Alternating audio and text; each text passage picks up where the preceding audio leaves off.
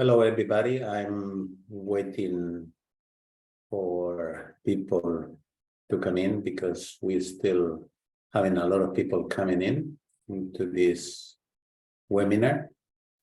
So I will wait for a few more minutes. At the moment, we have 220 people connected.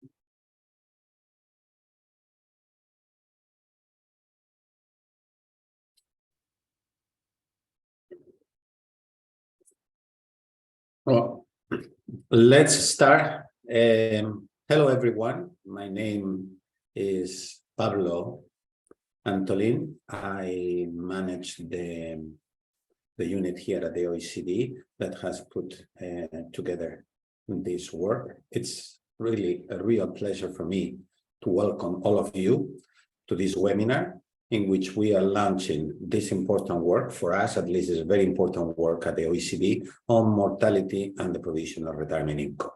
Obviously, the question we always pose ourselves is why is this work important? Well, to start with, everybody always tells us that mortality is a negative word and not many people will be interested in if we start talking about our work with such a negative word. But the numbers today, we have already 250 people, 55 people following the webinar, which is something that makes us very happy, tell us to the contrary.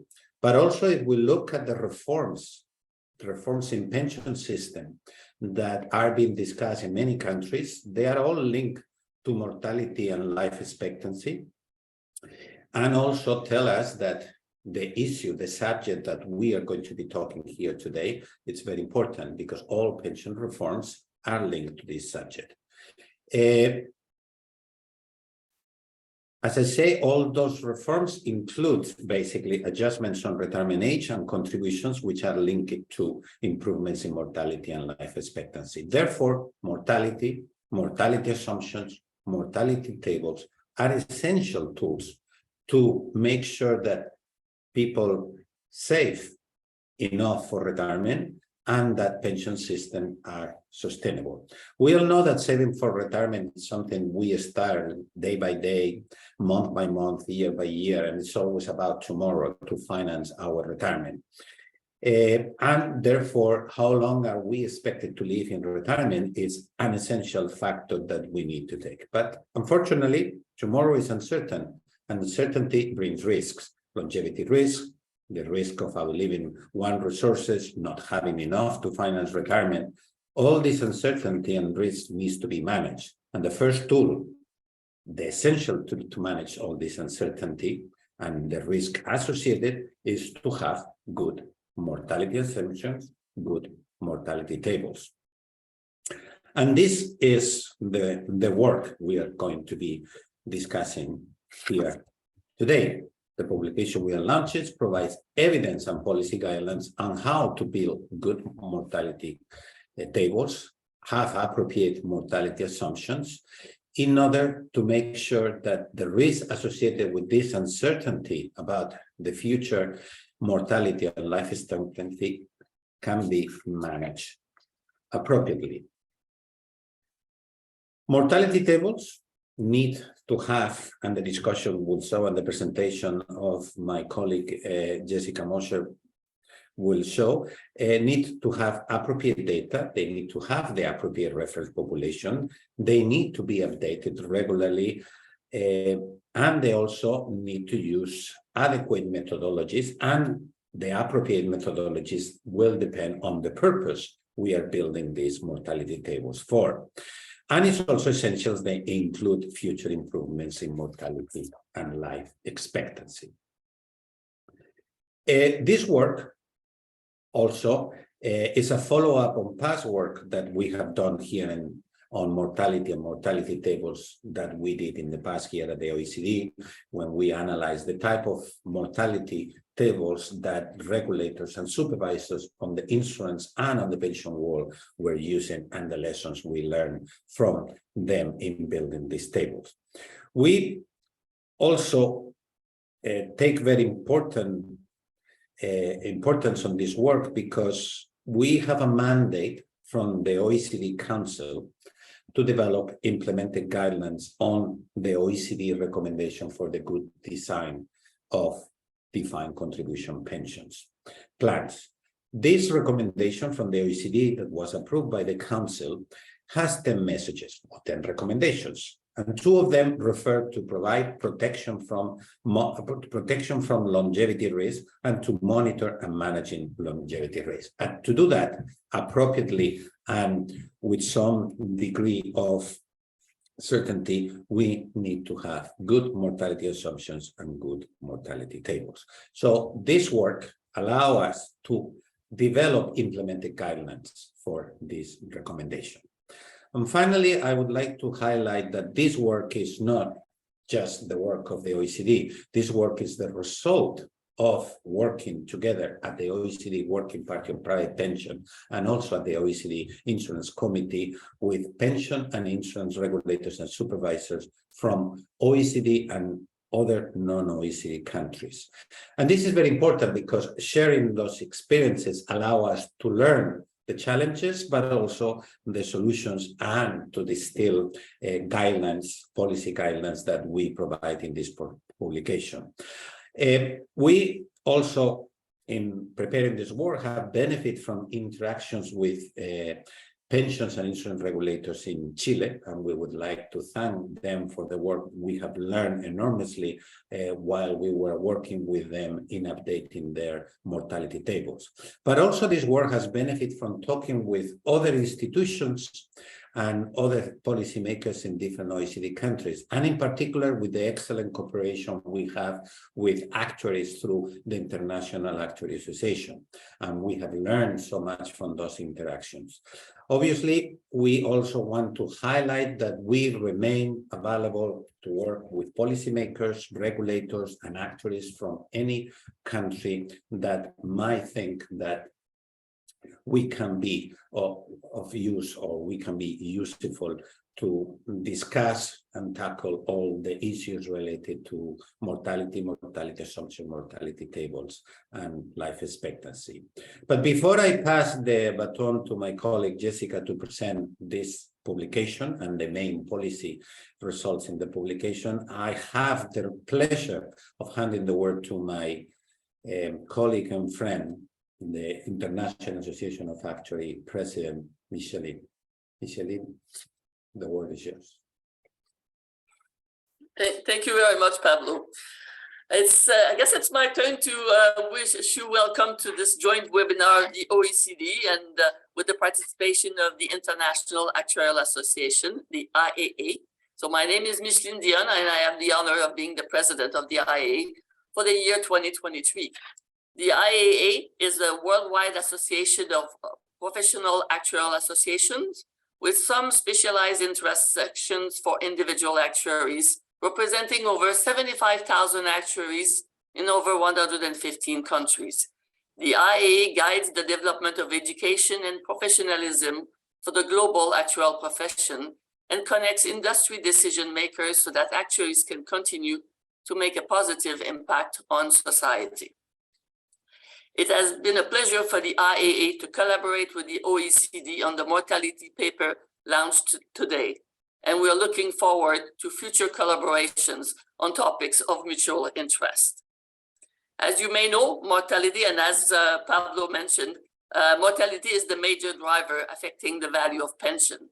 The higher the mortality assumption, the higher the pension amount, but assuming a higher than expected mortality means that the fund will be exhausted at a time where pensioners will still be alive, but with no pension money, at a time where they cannot get back to work, being too old or too sick.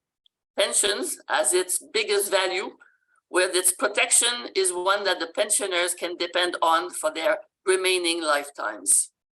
Projecting mortality and consequently life expectancy is at the core of the training and experience of actuaries. The paper launched today talks about the challenge of getting the best deal for the pensioners that is value for their money, while ensuring that they are covered for their entire retiree life. There are challenges in deriving current mortality tables. Is there proper reflection of mortality drivers like socioeconomic factors, past exposure to difficult physical conditions, or limited access to healthcare, just to name a few? But there are even more challenges in projecting how mortality will evolve over time. Today, we will hear about the experience of your colleagues from different parts of the world. Some of them already were able to benefit from the wisdom acquired from past determination of mortality projection. And you will also hear the challenge experimented by those implementing a pension mortality table without the benefit of past experience. Making future projection is an art, as well as a question of judgment. Once you have maximized the learning from the past and from the learnings shared by others like you, like today. So let's hear directly from the panel participant and from Jessica, who will introduce you to the major learnings of this paper. Thank you very much. And Jessica, that's, I guess, your turn. Thank you, and thank you for the introduction. I'm really happy, and welcome to all the participants. I'm really happy to have been able to organize this event today with the IAA to launch our publication on mortality and the provision of retirement income. As Pablo said, it's not usually a topic that people get super excited about, but the participation and interest we're seeing today really shows that this issue is an important and topical one. And especially coming on the heels of the pandemic, which really highlighted a lot of the challenges that we face in getting the assumptions that we use right. So my role today is really to, let me just share my slides. My role today, sorry, there. My role today is really to share with you the main highlights and messages of the publication and frame the conversation that we're going to have today that will then be continued by our experts on the roundtable discussion. And so I'll just start with a reminder of why we're talking about mortality, but Pablo and Micheline both highlighted how important this issue is with respect to pensions.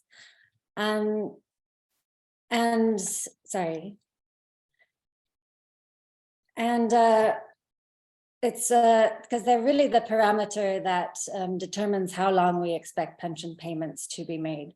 And so accurate assumptions are really important to ensure that we're going to have sufficient assets in order to pay these payments and to ensure that the pension arrangements will be sustainable. But setting assumptions is a very complex process. Micheline referred to it, also requires a significant amount of judgment. And so it's often hard for regulators and supervisors to have the knowledge to be able to assess whether the mortality assumptions used in practice are appropriate and understand all of the modeling decisions being made. So this publication really aims to assist them, and it includes 5 main chapters. The first one is the first 2 really focus on historical drivers and trends in mortality in order to provide an understanding of what factors can affect mortality and how this can affect our expectations going forward. So the first chapter looks at the longevity trends across countries, where we've seen in most countries pretty continuous increases in life expectancy over the past few decades, although this is beginning to slow down a bit in some countries more recently.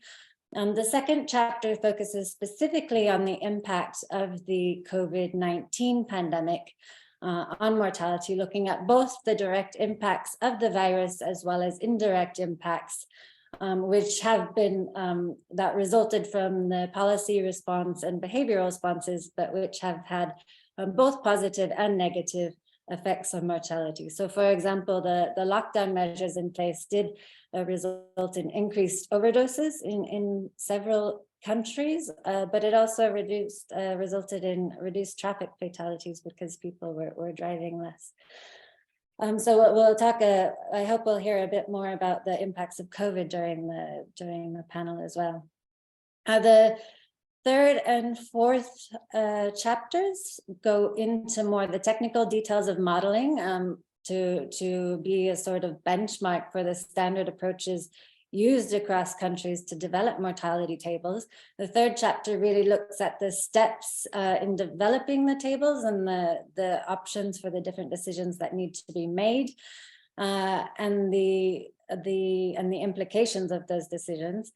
And the fourth chapter looks at the tables that have been developed across 40 countries, so all OECD countries plus Brazil and Peru.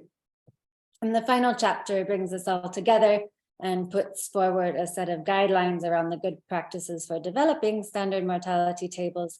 Again, its aim is to really assist regulators and supervisors to be able to understand the assumptions that have developed and the judgments that are being made and decide or assess whether those assumptions are appropriate.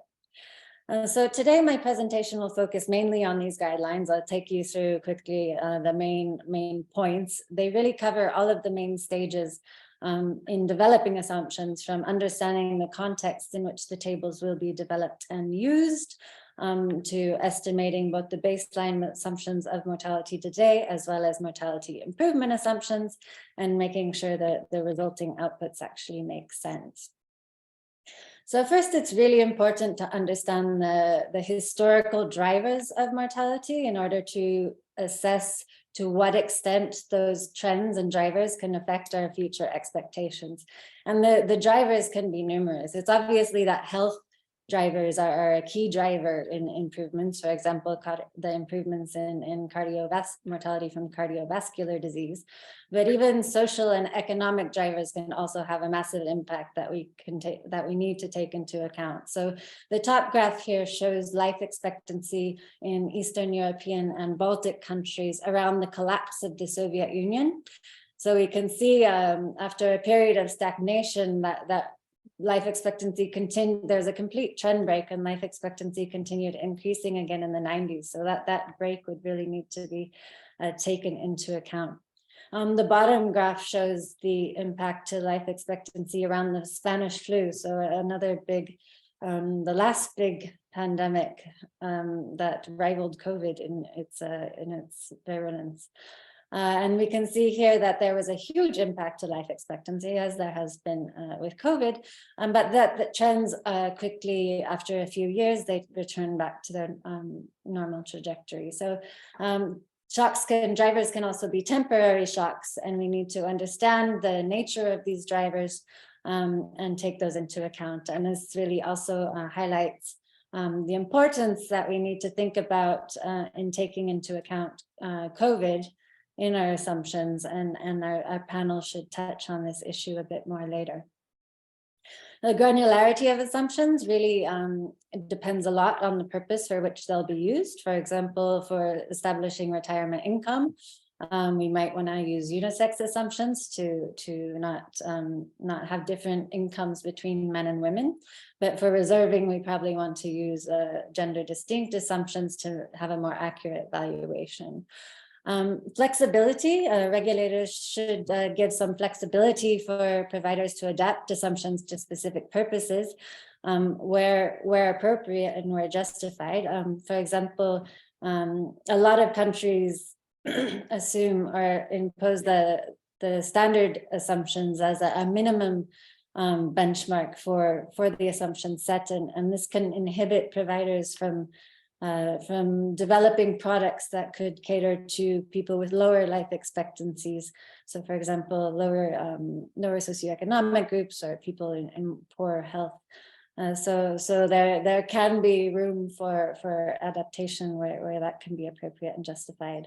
And we can also need to keep our minds open. Mortality is an evolving field to model, and so there's constant innovation, and we shouldn't necessarily get stuck on the traditional approaches. Establishing the baseline mortality. So this is really the level of mortality today. It's really important that assumptions are based on a population that is very similar as possible to the population for which they will be used. And this is especially important in the context of retirement income, because these pensioner and annuitant groups tend to skew towards higher socioeconomic groups, meaning they have higher life expectancies than the general population. So that difference needs to be taken into account. And this graph shows that magnitude of that difference can be quite large, but also depends, it differs across countries depending on the coverage of the pension system that we're looking at. So example for Austria, pensioners can at age 65 can expect to live over 3 years longer than the general population, whereas in the US and the UK, where coverage of that system is much larger, the difference is smaller. But it is important, and that needs to be taken into account. Models are generally also used to smooth the raw estimates and extrapolate to the oldest ages up to a maximum age, and that maximum age needs to really cover the entire pensioner and annuitant population, even the oldest ones that are over 100. And the general assumption for this is 120. And this seems a bit obvious that it should cover everyone, but we thought it was important to include this point in the guidelines, because we've seen that, especially among non-experts, there's a confusion that can happen between the maximum age and the life expectancy given by the table. And so it just shows that this is a really difficult topic to communicate to the general public and to non-experts. So I hope this is another issue that our panelists will be able to discuss the challenges of later on in this session. It's also very important to account for future mortality improvements. This can add 1 to 2 years of additional life expectancy at age 65, so it is significant. There are several standard models that are generally used, but a main difference among them being whether or not mortality rates are just extrapolated into the future following past trends, or whether these assumptions, the improvement assumptions, will eventually converge to a rate of long-term improvement. But here again, the population on which those assumptions are calibrated is quite important, and it should not only be representative of the population that they apply to, but it should also be stable and demographically. And this is important to be aware of any demographic shocks to the population being referenced here. For example, in Chile, the pension system underwent a significant reform in 2008 that expanded the pensioner population to more low-income people, which resulted in the average life expectancy of the pensioner population to reduce.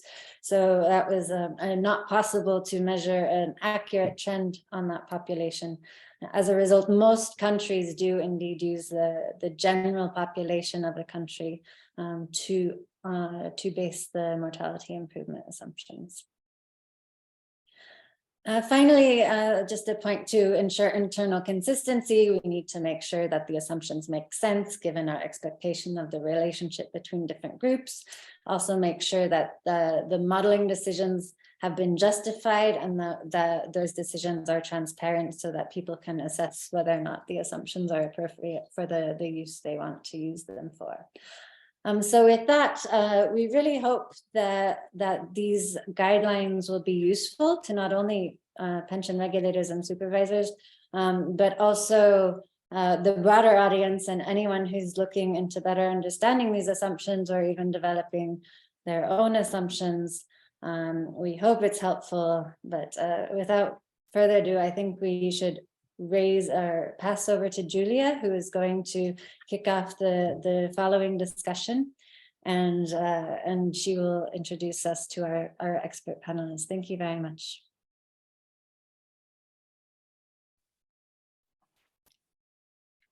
Thank you very much, Jessica, and for the great job, and also the some short summary of the documents. And it's a real pleasure to moderate the roundtable discussions, because this roundtable will offer us the view for the mortality topics and trends from the different point of view. It's a pleasure to have a mixture of the panelists coming from the supervisory world, coming from the actuarial and research and words, and coming from the all different view. Let me shortly introduce the speakers, because a lot about the mortality content was already mentioned, but let me maybe to add one comment that today we have a more frequently words mortality, and normally if we speak about the mortality we feel a little bit strange and sad, but today we have an audience which evaluate and appreciate what the positive side of the better understanding of the mortality. And I think that especially for the actuarial world, it's a mortality, some integral part of the daily work. But I don't want to kill the time, and I would like to very quickly to introduce our honorable speaker. That we have a Patrick Gomble, who is an actuarial manager from the supervisory authority in Zimbabwe. Next speaker is Dale Hall, which is managing director of research at the Society of Actuary in Research Institute. Third, it's Ximena, I believe that I have a reasonable pronunciation, Quintanilla, and she is head of study division, Chilean superintendence of pensions. And last but not least, it's Daniel Ryan, managing director, Cois Health. Welcome, and I will leave the floor firstly to Patrick. Patrick, floor is yours.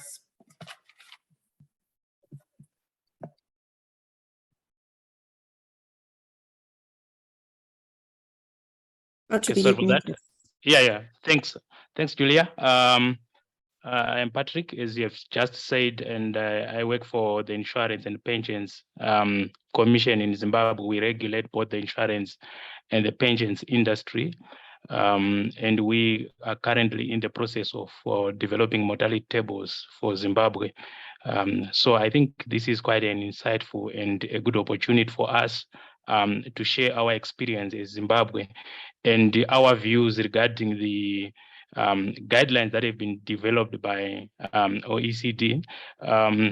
I think what is critical is to share our journey and the experiences that we have seen so far from that journey. We started developing the mortality tables last year.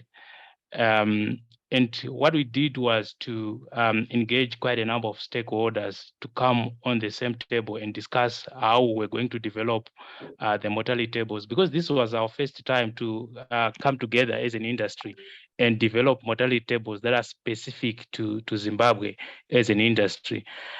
So the coming on of these guidelines is quite timely for us as Zimbabwe, because it allows us to compare what we are doing against what could be the international best practice. One of the major things and challenges that we always face if you want to introduce something quite new to the industry is people start to ask you, why do you want to change things? Why do you want to introduce a new way of doing things? And I think with these guidelines in place, it is quite good or easier for us as the supervisor authority to convince some of our stakeholders why we need to develop mortality tables, and also ensure that we keep on updating those mortality tables going forward and making sure that they are adjusted to reflect experience that is observable from the population or from the retirement population. One of the key issues also is in emerging markets like ours, there is really a big challenge around skills availability for you to execute such type of projects. And you normally rely on consultants. And the challenge is that as a supervisory authority, you may not have a very clear direction in terms of what needs to actually be done. What are the key milestones? How do you get into the contract with these consultants firms to assist you to develop those tables? So the key issue or the key positive from the guidelines, in my view, is that if you are a regulator or a country where you still rely on consultant firms, you want to engage into a contract and you are not very sure of what really needs to be done, the guidelines already give you a benchmark of what should fit into the contract or what you expect the consulting firm to provide and deliver at the end of the day. So it gives you what are the key milestones that you expect your consulting firm to deliver. And the good thing, if you are very sure about the milestones that needs to be delivered under that project, because most of our projects, in our case, will be the payments are based on the milestone that has been achieved. And once you are clear on the milestones, it's easier to release the funds to the consultants. Because there's actually a risk of outsourcing people and pay them when they have not yet delivered what you have engaged them for. Then the other issue, I think some markets in Africa and in our case is Zimbabwe, we are developing actuarial skills, and we are getting a lot of people that are qualifying and people who are joining the actuarial profession. So, and joining the regulatory authorities, which means to some extent and some degree we're now developing internal capacity so that we reduce our reliance on the external consultants to assist us developing the mortality tables going forward. And that also is very important. The guidelines are also very important. Should we decide to move away from reliance on consulting firms and doing those things internally or relying on collaboration with our local skills like the Actuarial Society of Zimbabwe, it then guides us in terms of what we need to do. If it's something that we need to do internally, we're now very sure that from this stage, we have to go to this stage. We need someone to validate that we have done this thing properly. But without these guidelines, it could be very difficult to check whether you're doing the right thing or you're on the right track. So with the guidelines, I think it is quite clear that we will be able to be directed to the right direction in terms of developing those mortality tables. Then, yeah, regulators, like I said, sometimes you don't have so much skills around actuarial skills, and you don't engage some of the key stakeholders with a lot of confidence if you want to talk about mortality tables. Like the previous speakers have just said, it's quite a difficult subject, and regulators would not approach this topic with a lot of confidence when they're engaging other stakeholders to assist in the development of mortality tables.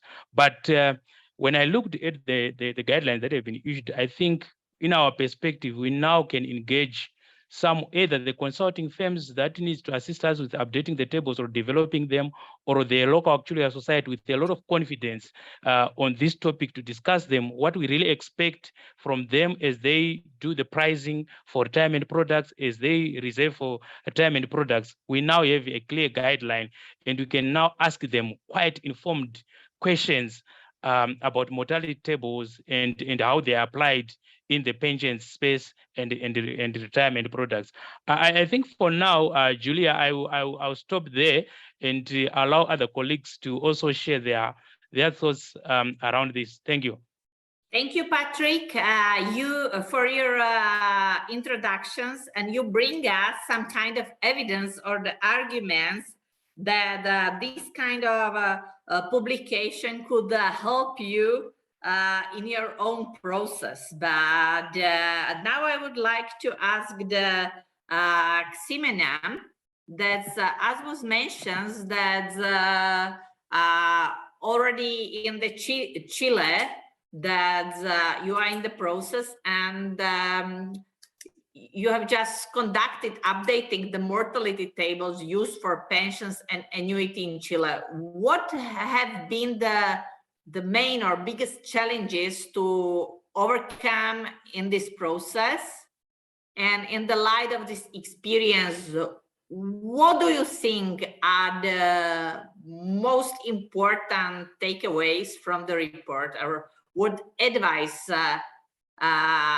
you would have for other markets like the Zimbabwe looking to develop tables for the first time? That please give us your lesson learned. Thank you.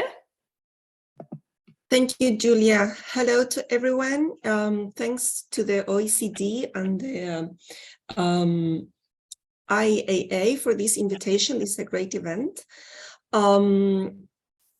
Yes, as you mentioned, we've just finishing the update of our mortality tables to be applied to the pension system. We've done this together with the insurance regulators. I am from the pension regulator, and we both have the legal mandate to construct and regularly update the mortality tables to apply to the pension system. So what have been the main challenges in this last process of the mortality table, of the updating of the mortality tables, and well, not only in this one, but in previous ones as well, is to, I would say, more than all the difficulties and technicalities of modeling, of gathering the data and all that it's hard in itself. It's even harder to try for people to understand the real purpose of the mortality tables and the need to update them on a regular basis. It's really hard to engage people on this. People tend to see mortality tables as one of the elements to blame because of the low pensions, the low level of pensions. So it's very hard to convince them, to communicate them that the mortality tables are there to ensure that they don't run down their pension savings beforehand, they're left without savings. And you need to update them on a regular basis because to account for demographic changes and to account for the increase that we observe in the data of life expectancy. And because there's in every update, and not only on the updates, but every so often we actually face very polemic issues that people or other stakeholders raise, such as why the mortality tables we develop and apply for pensioners are different than the mortality tables for general population. Usually, as Jessica said, pension population are usually different from a general population in many countries. So usually a selected group of the population with a higher life expectancy. So people already question why we don't use the general population mortality tables, which would give a lower life expectancy. Or, as Jessica also mentioned, people tend to confuse life expectancy with the maximum age of the mortality tables. You know, in Chile nowadays, the maximum age on our mortality table is 110 years, and people think that we are considering that everyone is going to live up to 110, and they think that's very unfair. So, of course, they don't. I mean, there's no, they don't have to, of course, it's a very technical issue, and people don't have to understand this type of differences, but then because of that lack of understanding, they come to question that. And not only that, but so coming from that, there have been many initiatives in Chile to shorten life expectancies, for example, up to 85, 80 years old, right? In aiming at increased pension levels, right? And not realizing that this would only bring that they're going to draw down their pension savings up to a certain age, and then they're going to be left without anything after that. And then another polemic issue is why we have different mortality tables by gender. For example, as Jessica was mentioning, we need to find the granularity of the different assumptions. Of course, we do observe different mortality rates for men and women, for disabled and healthy population, and so on and so forth. And but people think that this discriminates against women, right? So it's also very hard to explain why we need differentiated mortality tables by age and by other possible conditions. So I would say that's, as a summary, those are the main the challenges we face in Chile, at least, about communicating and trying to people to understand these very polemic issues. Now, reading the report, which I found very comprehensive, so congratulations to the OECD team. And I would say the main takeaway from the report is the importance of considering not only all the modeling technicalities, you know, but the historical trends that we observe in our country or in the country that are building these mortality tables to better develop projections. You know, if you only rely on data but don't understand the drivers of that data, then it's more likely to make mistakes on those projections. So so we really need to know about the idiosyncrasy and the history of each country and take that into account on the projections. And finally, you asked me, Julia, about the advice to my colleague Patrick in Zimbabwe. I would say take enough time to develop your mortality tables. The impact is going to be really high, so don't hurry your process. Take time. Of course, I mean, you can take forever, right? Because this needs to come into force at some point. You need to make decisions, but take your time to develop your mortality tables, to make sure you understand the trends of the target population you're going to apply these tables to, and to properly evaluate the different modeling options that you have.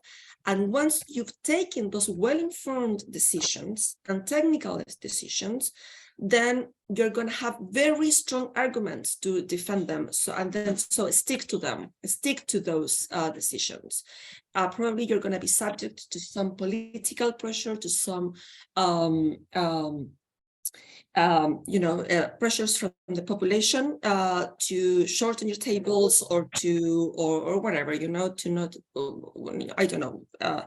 But if you have good arguments, technical arguments on which you based your mortality tables, then you can stick to them properly. So I'll stop there for now, Julia. Thank you. Thank you, Ximena, for the excellent summary. Yeah, before I leave the floor to Patrick, very briefly react for your recommendation. I would like cherry picking the few of your comments and a little bit share our the experience from my country. We are not approving the mortality tables. That's we are not facing directly these attacks but I fully support that what we need to do, and maybe together with the actuaries, what the mortality tables means, because this misinterpretation of the data, I think that more dangerous for the some negative influence. You give the excellent examples of misunderstanding, but I think that this is also one of our role to explain together what does it mean, and the sustainability and some prudential approach. It's also important. We use the one tables from the we don't have agenda tables, and we don't approve the tables, but I fully share with you all.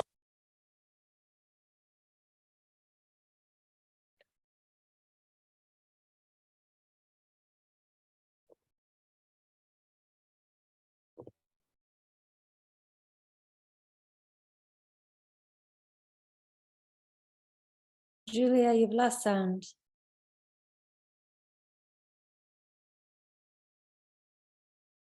Patrick, please, you are mute. Okay, thanks, Julia. I think I had lost you along the way, but I think I've heard much of what you've said, and I should be able to proceed with my comments around the challenges that we faced as we are in the process of developing our own mortality tables for Zimbabwe. I think by and large, the challenges that Ximena said they experienced are almost all the same. What probably differs between the challenges are almost the same, but I think they are just different in terms of magnitude and size. But generally, you would see that some of the challenges that they also faced, we also sort of faced those challenges, especially I think when we initially started or the proposal was made for us to have our own mortality tables, there was sort of fragmentation in terms of thinking between different stakeholders, especially around what sort of direction do we need to take, especially on the funding side. Some stakeholders felt that this could be better done through getting some technical support from technical partners that can provide the expertise for you to run the project. And some were of the different view that we could do it locally, raise the funding locally, and also use the local skills. But obviously, there was a lot of that divergence in terms of thinking, up until we then realized that we may not be able to achieve what we need to do. How best can we proceed? Because this is a good cause for the pensions industry and also the insurance industry, because we are regulating the insurance industry. So we then had to put in place a working group which had all the key stakeholders from the industry. Government authorities were represented, the actuarial society and the industry was represented into that working group. We sat down and agreed on things that needed to be done, how the project was going to be funded, and there was an alignment in terms of thinking, which then saw us starting to run the project.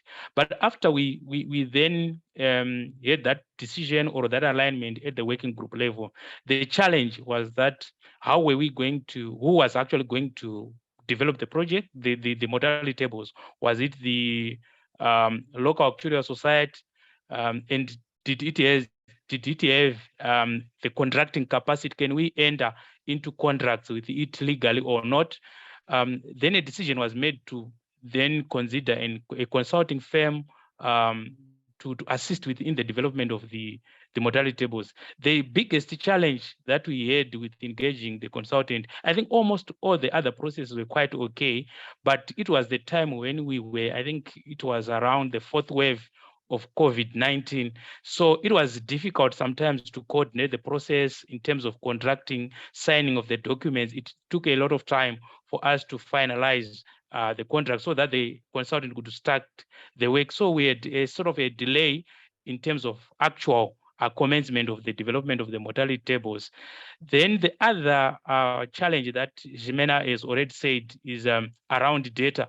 I think when the project started, we requested, or the consultant developed some tables which were sent to the industry, including some manual on how those templates were going to be populated. But there was a big challenge. Some institutions, especially smaller organizations, struggled quite a lot to understand the requirements of those templates, and they would submit information that was not probably the best and appropriate for the purposes that we wanted to use the data for.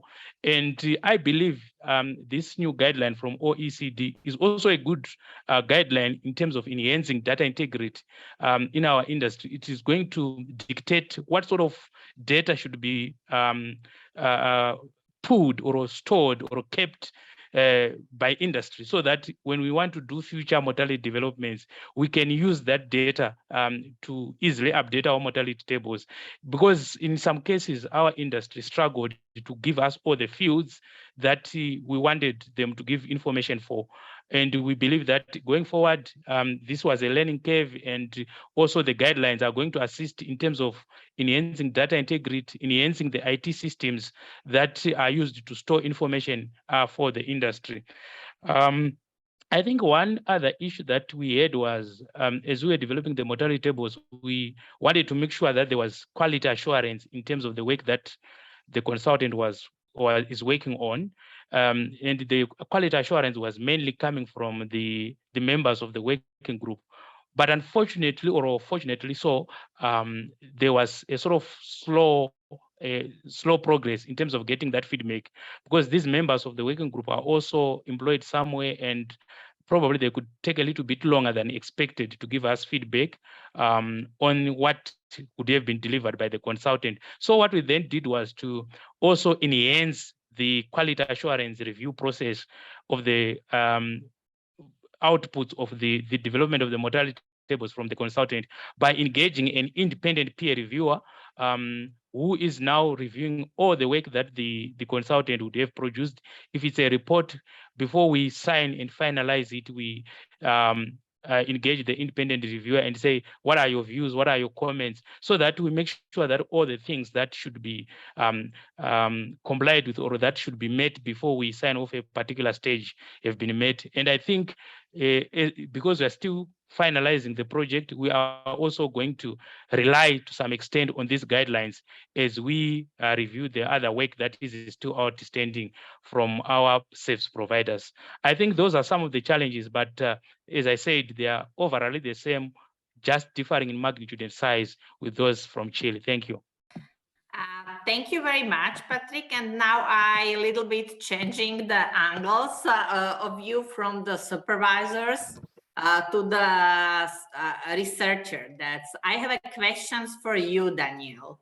One of the key messages that report highlights is the importance of understanding past trends to inform future expectation. What have been the main drivers of longevity trends over the past few decades, and how should this pattern inform our future expectation when developing mortality assumptions?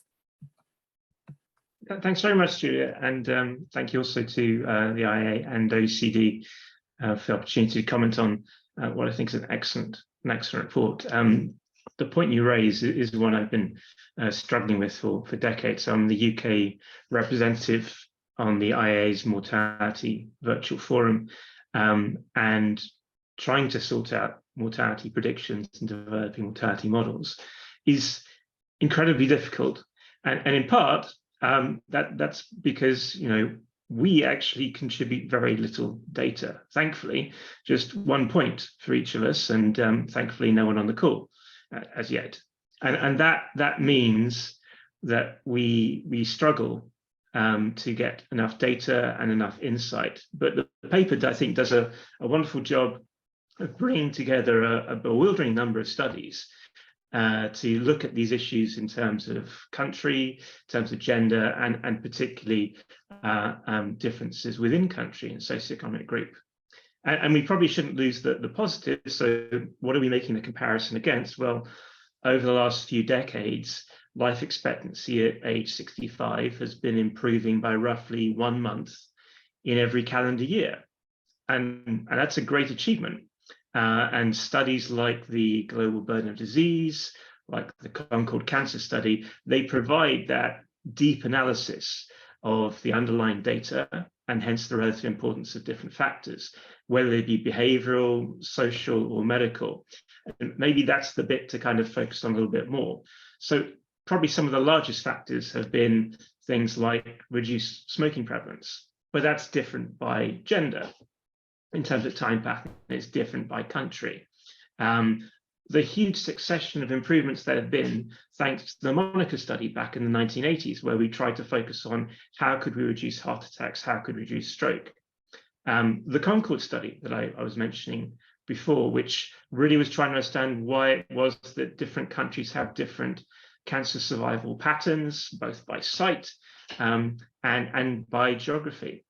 And I suppose a good way of looking at it is a bit like an analogy. So trying to think about mortality improvements is a little bit like driving a one-pedal electric car. So reducing smoking prevalence, earlier diagnosis of disease, thinking about how much money is invested in healthcare, that all increases your rate or your speed if you're in the car. But the battery gets depleted for future years. Now, things like higher rates of obesity, barriers to access to healthcare, indeed strains on the funding of health and particularly public health act as brakes. And the question is, how fast we go in the future? And the answer is probably more likely to be, where can I find somewhere to plug in my electric car for it to get recharged, rather than how fast was I going in the past? In fact, rather counterintuitively, to some extent, how fast I was going in the past actually makes it more difficult for me to go fast in the future. Because every improvement I've already achieved in the past, I have to work that much harder to get an improvement in the future. And there may be some leap forwards. We always love when there is a significant leap forward, but most improvements are pretty incremental and very hard won. And indeed, let's take a very recent example relating to smoking. To get further improvements from smoking prevalence, we may need to go as far as New Zealand has gone, with actually suggesting that, you know, whole generations of children and soon to be young adults are prevented from smoking, banned from smoking, banned from buying cigarettes.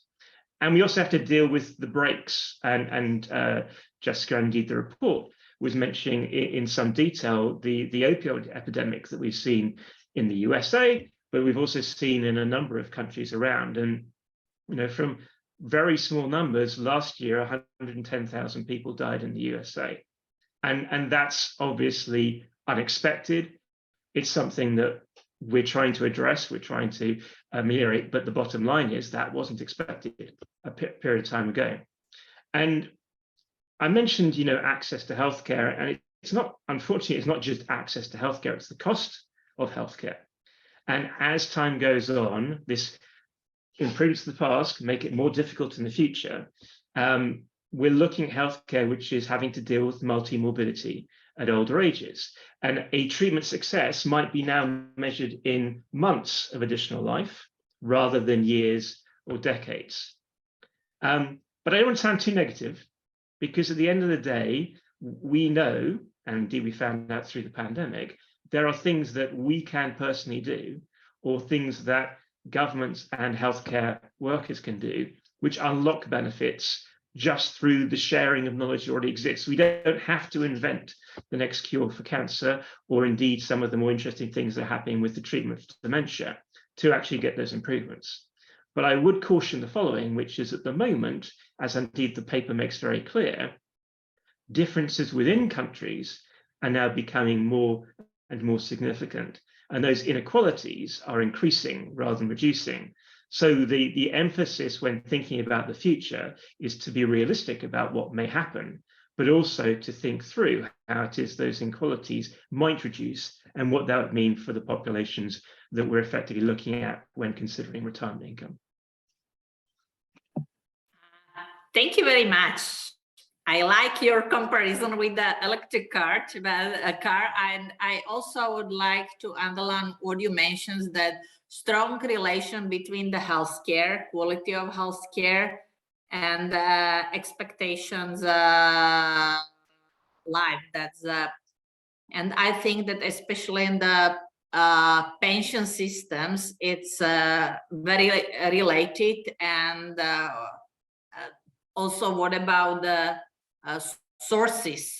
That's if we taking in the account the sustainable finance and using the governmental sources. But now I would like to continue with little bit questions out of the supervisors, and I would like to ask Dale about another challenges for developing mortality tables in the context of retirement income is how to deal with selection effects and heterogeneity of the populations.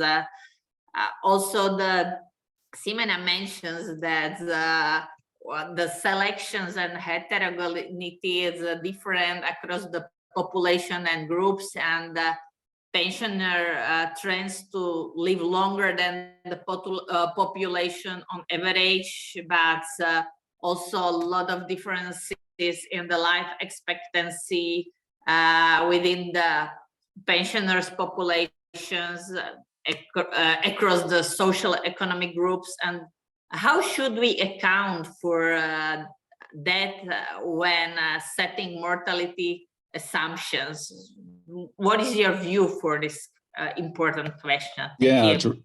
Thanks, Julie. It's a really, really important question, and good morning to everyone from us here in the U.S. and of course, big thanks to the International Actuarial Association (OECD) for the invitation to participate in this event. Similar to Dan, it's been terrific for me to participate as one of the U.S. representatives to that mortality virtual forum, and important even in the light of your question to consider all that's going on in markets around the world for these mortality trends.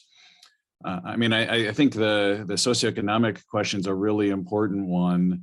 Dan mentioned it as well, following on his comment. In many, many markets, and probably in a growing number of markets, socioeconomics and differences are important drivers to look at. You have the full population, but then you really need to start looking at how that translates down to specific subgroups.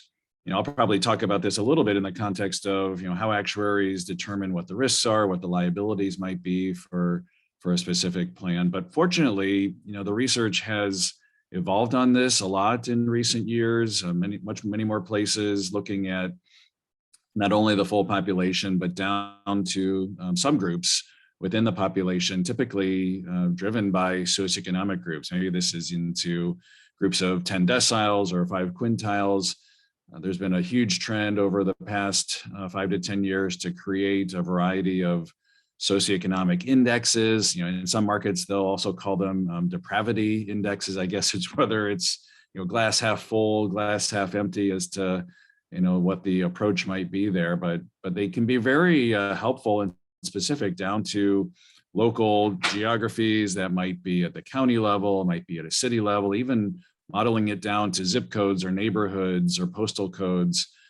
We've done this at the Society of Actuaries Research Institute, where specifically we take a look at the US and then look at mortality impacts down to the county level, and also create socioeconomic indexes down to that level. And you can helpfully start to see some of these trends, and unfortunately, in some cases, some disparities evolve either by causes or different subgroups. And then, it really helps to give a general flavor of how the overall population mortality is growing in trend or difference into these smaller finite groups. I think it's just an extension of what pension actuaries historically have looked at. In the US market, it's very common to look at pensioner tables that are specific for occupation, which might be indicative of socioeconomic status. Even early days, we talked about a railway employees plan or a teacher's plan, but now many more categories evolving. What's the mortality of an active participant versus someone who's retired?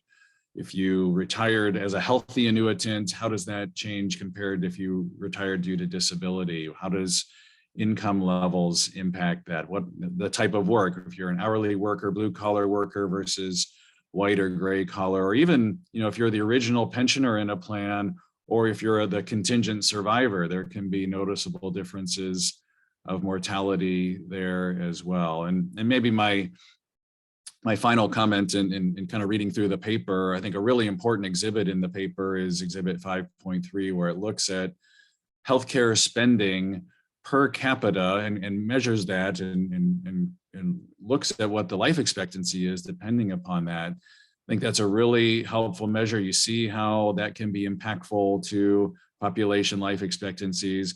I think the one caveat in some markets, probably even especially the US, the impact of that spending may not be always equivalent across, all of those in the population. So you could take that and you probably need to even peel back layers beyond that to say, all right, here's the impact of that spending for different socioeconomic groups and make sure you're looking at it in that fashion. So helpful to consider that from what the OECD has produced.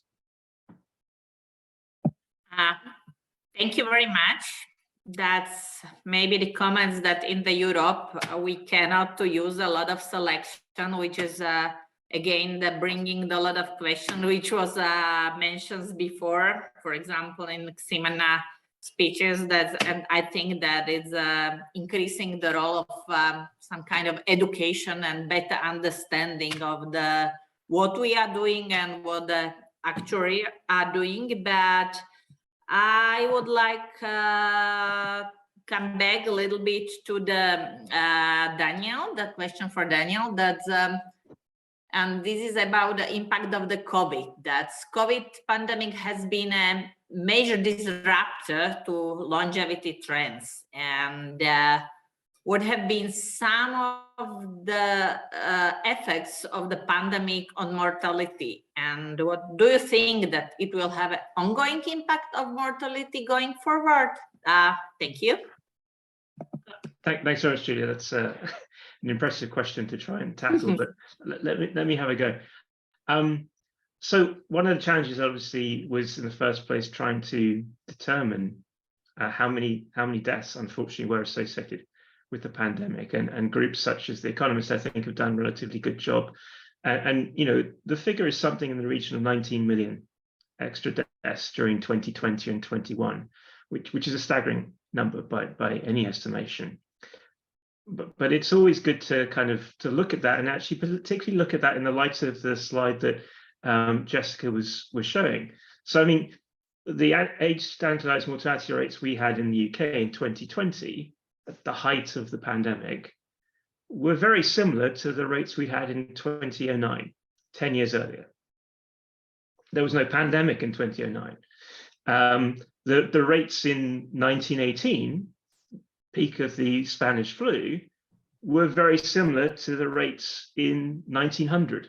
So they were 2 decades and we were 1 decade. The important thing is that after the Spanish flu, we saw that restoration of high level of mortality improvements. And the question is, as we come out of COVID, are we going to see restoration of lower level of improvements, but still improvements? And I think there are three elements really to bring together to comment on that. The first one is the direct one. Influenza is very different to COVID.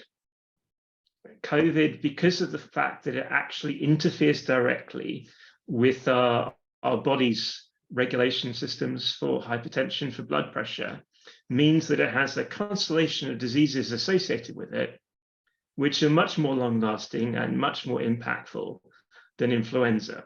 And we've already seen, the effect that influenza had to those people born in the 1918-19. So, but I don't want to overstate this. I mean, the case fatality rate now, thanks to the way we treat, the interventions we have, the vaccines, is at a level of 1%, and influenza is at 0.1%.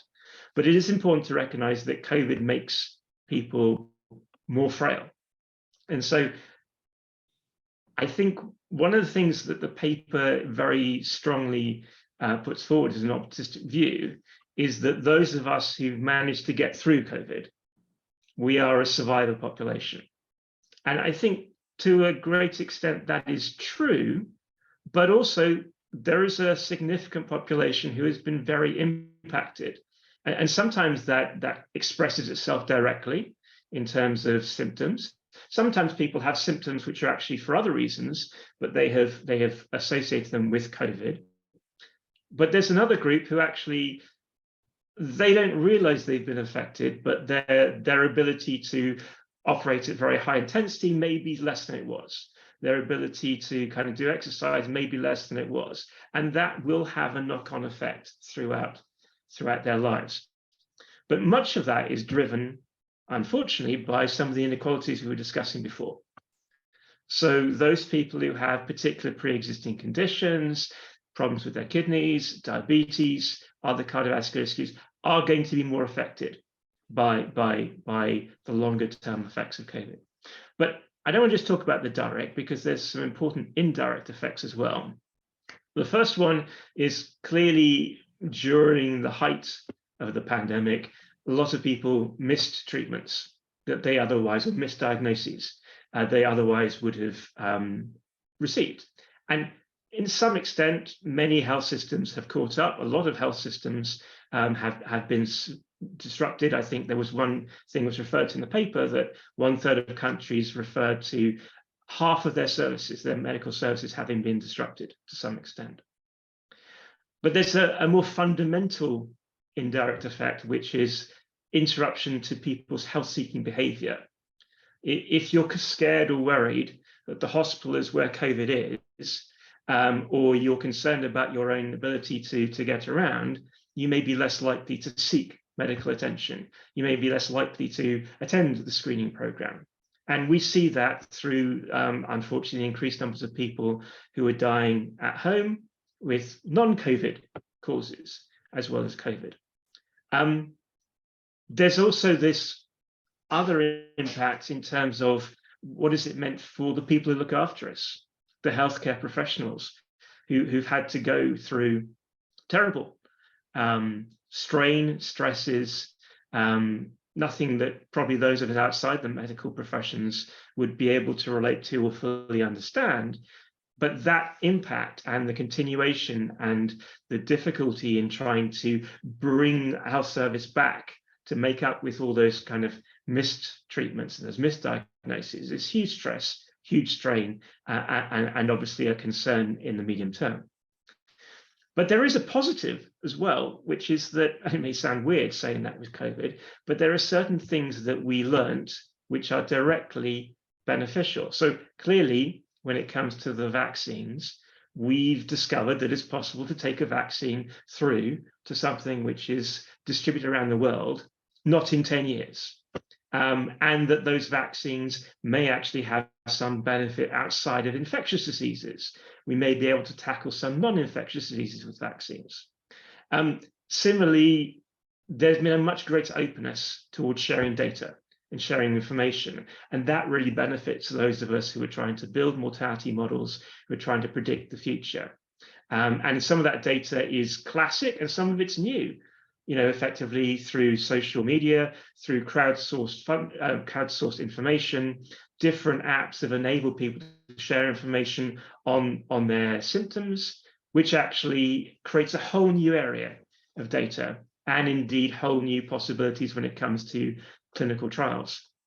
And for those countries which have embraced it most strongly, the knowledge that actually proper tracking and testing schemes, properly decentralized local public health systems can actually prevent or limit the effective impact of that. So we've learned an awful lot from COVID, but I do go back to my original point, which is this is a virus quite unlike others that we have seen more recently, which does attack a very fundamental part of our kind of overall body chemistry. And as a result, we would expect there will be continuing effects. And it's how we deal with those continuing effects, which will determine what the longer term impact on mortality and morbidity might be.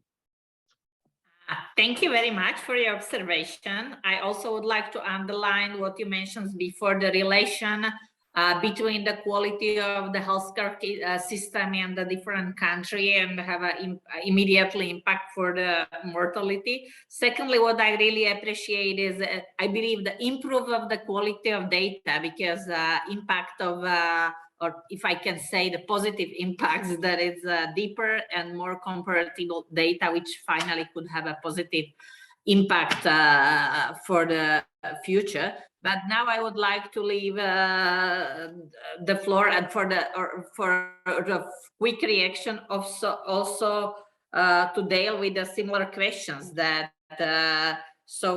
should we account for the impact of the pandemic in the development of a mortality assumption? Thank you. Yeah, I mean, it's a great question. It's an appropriate question. It's probably the actuarial question of the year for sure. I mean, the challenge, of course, is given what's happening in the pandemic, what do we think is going to be the impact at the population level? How long might this pandemic last? What are the trends? How do these competing forces of the pandemic and maybe this beneficial opposing force of medical technology and knowledge that has happened lead to what mortality assumptions should be in the future for determining, what the funding status of a plan, for example, might be. I do think it's inevitable that in a wide variety of cases, there's going to be a need to account for the impact of the pandemic, whether it's very explicitly lower initial mortality rates or maybe muted mortality improvement, or potentially even noting the possibility of post-pandemic mortality following on Dan's comments, maybe being higher due to some lingering impact. I really think it's time, and the actual profession is really dusting off its modeling skills to prepare for this, and has been. There's been other times in history where we've seen some sort of shift in mortality, maybe a period effect. In the US, you could look at the advent of Medicare, our social health insurance program, which had a improvement for mortality, opioid epidemics, dragging on the rates of mortality improvement. All those are good examples. I'll certainly have to note that the COVID impact is by far much more sudden, much more a dramatic change. So those past examples won't always be, the perfect references. I think as different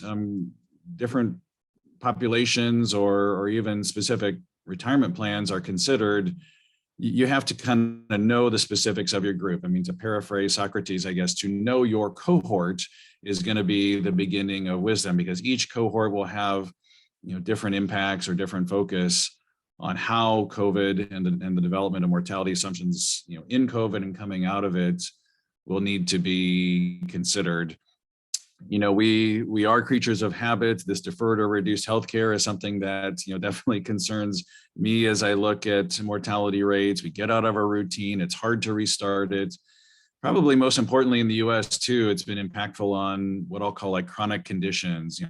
Typically in normal times, these are things that can be maintained well as long as you have a constant set of care. Issues can be addressed, even comorbidities come up and they can be attended to. But if care is interrupted, that's where you're starting to see, and coming through in the data now is a lingering effect on diabetes and hypertension and liver disease and kidney disease. And I guess if you classify pain management as well as a chronic condition, the opioid impact has been much higher than I probably would have expected without a pandemic occurring. So all these assumptions that need to be set have to take into impact and into effect, what is going on in the current environment, how much will long COVID or the future impact of comorbidities on a population that has contracted but survived COVID. Those are all parts of the equation that need to be built in. And I think you see more and more research coming out that can be helpful to help the current setting of mortality assumptions and what the concept of mortality improvement might be over the next 5 to 7 years. Thank you.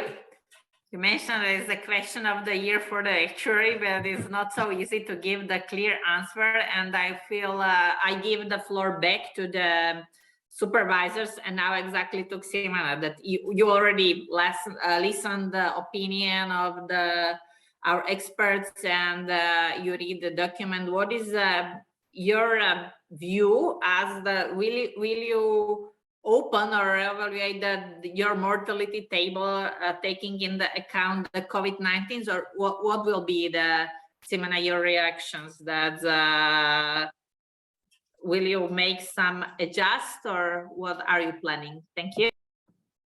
Yes, thank you. This is a very pertinent question. We gave this a lot of thought. And so, but at the end, keeping in mind that the objective of the mortality tables, again, is to ensure, because in Chile we have a defined contribution system, right? So as opposed to a defined benefit system with a defined, where the mortality tables are to ensure the funding of the pension providers. Here is to make sure that the pensioners do not draw down their savings too early or are left without a pension stream. Because of the insurance companies don't have enough reserves.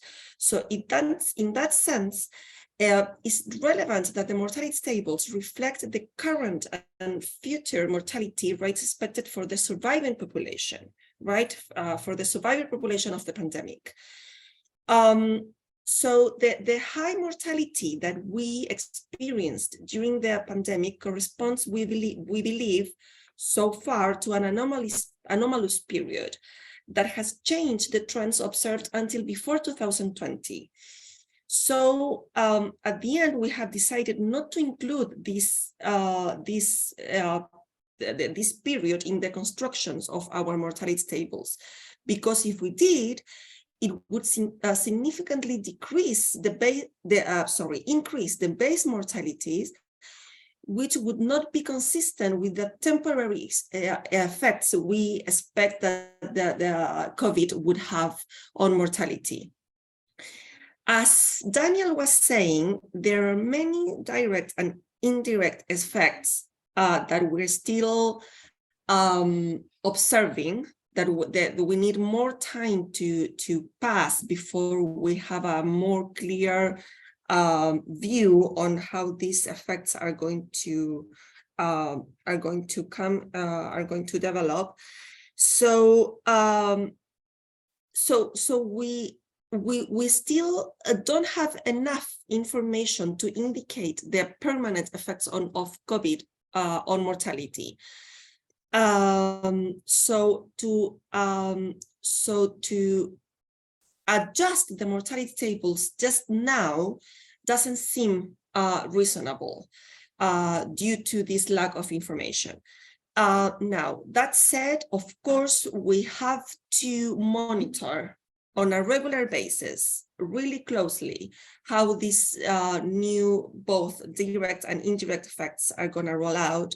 So we review regularly the sufficiency of the mortality tables to adjust if we see any deviations in the mortality in timely.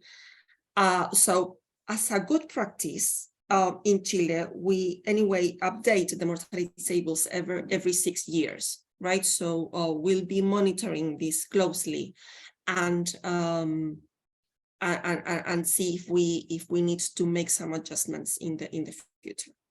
But for now, for the mortality tables that are to come into force in July this year, we have not taken into account the data of increased mortality due to the pandemic. Thank you very much. And I would like to give the floor back to the Dale. We spoke about a general understanding of the figures, and it's been really challenging to get the general population to understand the real impact that COVID has had on life expectancy going forward, because we saw in every jurisdictions the catastrophic headlines regarding the loss of life expectancy and the birth during the 2020 and 21, and this could potentially lead to people to make a pure decision for their retirement planning. How can we better communicate on this topic and help people understand what life expectancy figures means, and if they really had an impact for their products? Yeah, no, this is a crusade that I'm on. I know many others are on to try to shift the conversation, especially for consumers, for things that are, more identifiable, maybe more realistic. I mean, you're right. The statistics that grab headlines are, these huge changes in life expectancy. And in the US, we're probably, down 2+ years over the start of the pandemic as to what life expectancy at birth may be, or you see the headlines, oh, highest mortality levels since the early 1990s. But I really think from a public point of view, consumer point of view, my fear is that consumers kind of read these headlines and it adversely impacts how they should be thinking about their financial planning, their approach to retirement security. I really would encourage us of influence to communicate it better as it relates to public facing communications, find other alternatives than just this strict period life expectancy, whether it's at birth or age 65. I mean, period life expectancy is a helpful statistic for sure. I don't want to bring it down too much. It's comparing demographics of full populations or across countries or markets, or even among like subgroups within populations, socioeconomics or race and ethnicity. But the assumptions that are used can be confusing or perhaps even misleading for consumers, especially this methodology where you take the current mortality level and then you just presume that we continue to live under that same force of mortality for all years in the future. Fortunately, life doesn't work that way. So I guess a couple of suggestions would be better communication to consumers that has a little bit more objective look somehow at cohort life expectancy, especially something like a standardized cohort life expectancy at age 65, which tries to build in some sense of here's what might actually happen in the future, rather than this severe force of mortality happening every year from age 65 forward. Alternatively, we might even aspire to just toss the phrase life expectancy out the window when it comes to retirement security planning. It implies some exactness. It implies that you really know what's going to happen. But in reality, it's just a point where some people will live shorter, some people will live longer than that. We prefer instead to maybe talk about the potential distribution of longevity outcomes. What are the probabilities of living to various ages in our retirement? We have a longevity illustrator in partnership with the American Academy that just models and illustrates a variety of situations where either a single life or two joint lives, how long they might live to longer ages. And I think quite intentionally, you probably won't even find the phrase life expectancy in that particular tool. And maybe the last thing here is just even some new vocabulary. We often talk about in some of our writing this concept of a life preparency age instead of a life expectancy. What's the age that we might prepare to live towards rather than expect to live towards? Maybe this is something like the 85th or 90th percentile of the survival distribution. I think talking about it in that sense, let's take an approach where we prepare for the risks of longevity, give ourselves a 90% chance of having a successful outcome, rather than this strict, hey, half the time I'm going to do okay and half the time I'm not going to do okay. I think there's just a broader education or maybe a broader vocabulary that can be developed for use with consumers there. Thank you very much. And maybe only a very quick feedback from your point of view, Ximena. What is your lesson learned or your feedback from the Dale recommendation in your market? Yes, thank you, Dale. Those are great recommendations. On a much more practical or sense of what we've done up to now, we've learned through the years that we need to be proactive rather than reactive with people, media, and different stakeholders. So in this later update process, we ourselves set meetings with while we were doing the analysis and modeling. We met both with our National Statistics Office, also with the UN Demographics Branch for Latin America and the Caribbean. We met with the Health Ministry to know about their research and data about COVID. And then once we publish the new mortality tables that are going to come into force in mid-2023, we set meetings with think tanks, universities, pension unions, worker unions, the media, to explain to them what we were doing, who the scope of the mortality tables, who would this apply to, why we were taking this and that decision, and so on and so forth. We also, not only meetings, but we also published some citizen level note, on our website, to make this more more easy on a citizen language. And finally, we have the good practice, we believe, of publishing not only the very detailed technical note of the modeling and the data we use and all that, but also the database. We do publish the database we use for the construction of the mortality tables on our website, so anyone who could download it, and based on the technical note could reply our calculations. So we think this increases transparency and helps the uninformed discussion. Thank you very much. We are 2 minutes after our planning session, but I still leave the floor for leave the time for the quick answer from the questions and answer, which was done directly. And I tried to choose would it help in communication to use survivor factor rather than mortality factor? I think that they already mentioned in this speech that the 75 percentile will be maybe better, but maybe if you would like to add something for this, Dale, please. Yeah, I think just looking at the question in a broad way, and not as such a specificity is really going to be beneficial. I mean, certainly agree that providing more information and education on that can be good. Thank you.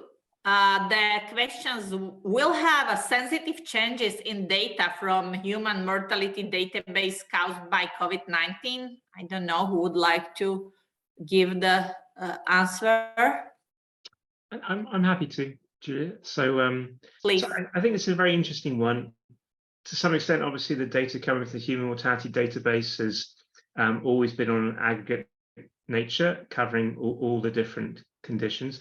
We've seen many different national registries providing breakdowns, earlier breakdowns than they previously did in respect of not just COVID, but various non-COVID causes. And I guess over time, the HMD would be able to gather that information from the different registries to provide that greater level of clarity and detail. I think this is just a general shift towards increasing our expectations as to the type of information that we can have access to and that we can look at and understand. And it's a great shift, and I hope it never goes in the opposite direction.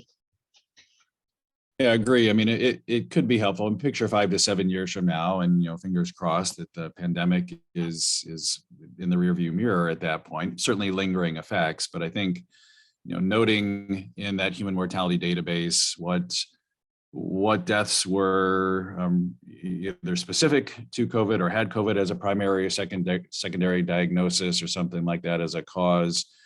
You maybe then be able to draw some trends out of with and without COVID, or make adjustments as appropriate, and hopefully that would give some sense as to what the underlying potential for mortality improvement is without these large spikes that obviously have been seen in recent years. Thank you, and I will choose the question. Is there a shift in mortality investigation as insurance assume lots of pensioner liabilities?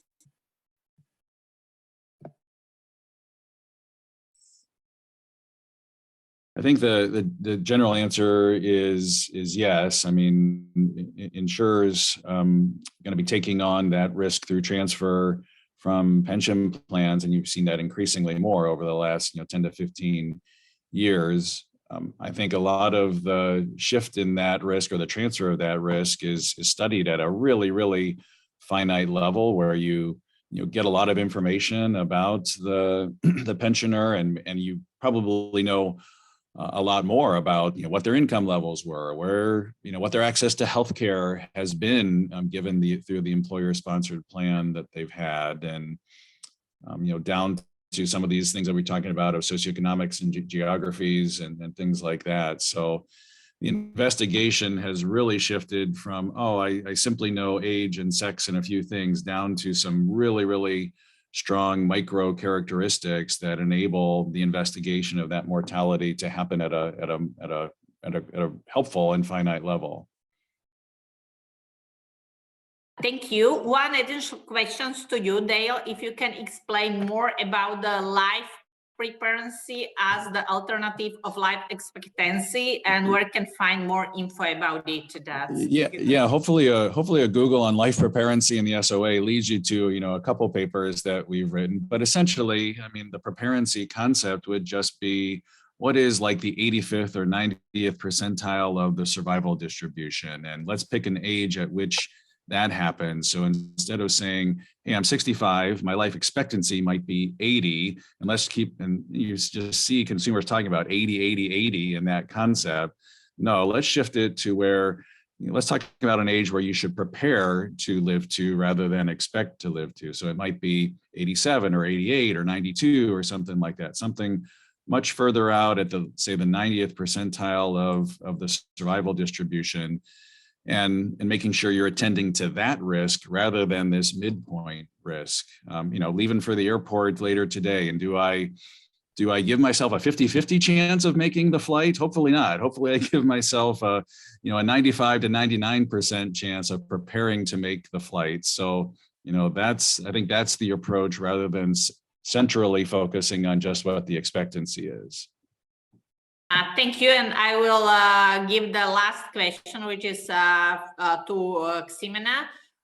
With the negative experience of the AFPs and the amount of pensioners in Chile, especially with women, have you thought about using unisex mortality tables? Yes, that's a very recurrent question. So it's a fact that women live longer than men, right? So we need to account for that. Now, and for example, to ensure that their pensions are really funded, to make sure that pension systems do have the funds for it. Now, if society thinks that because women live longer, they should, and we should protect them throughout their lives, we can design some tools to for that specific matter, right? And there are a few options for that. Pooling risks, for example, among women and men. That's one.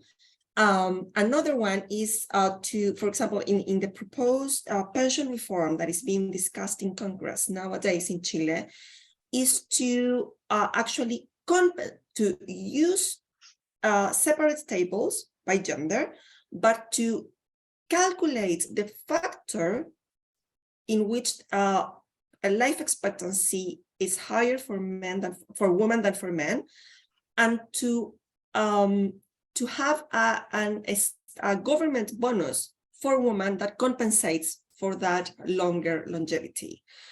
So you keep the disaggregated mortality tables because that's a fact in trends, but you develop another tool to compensate for that difference. Thank you very much, Ximena, and thank you very much to all panelists for the very interesting view, comments, and I believe that all participants received the feedback. And I also thanks to OECD for these documents, and I believe that is not last time when we are speaking together about the topics which are directly targeted to all of us. I don't want to have a long summary because you can find the records of all of this discussion and the web page. Also, you can find the full text of the publication and the web. You can find the link in the chat. And last but not least, I would like to also thanks to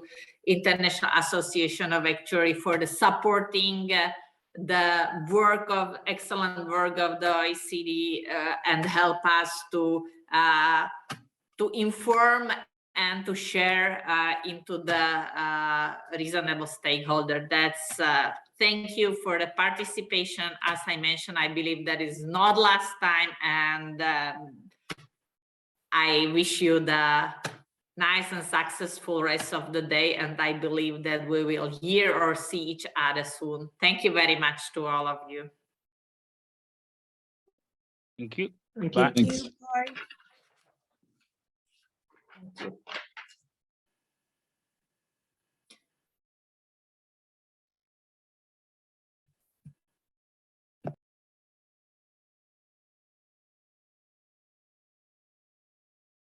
Thank you, everybody. Thank you very much. It was very good. Thank you. Thank you, Happy- ICD. Great job. Thank you. Happy Yeah, no, again, thanks for the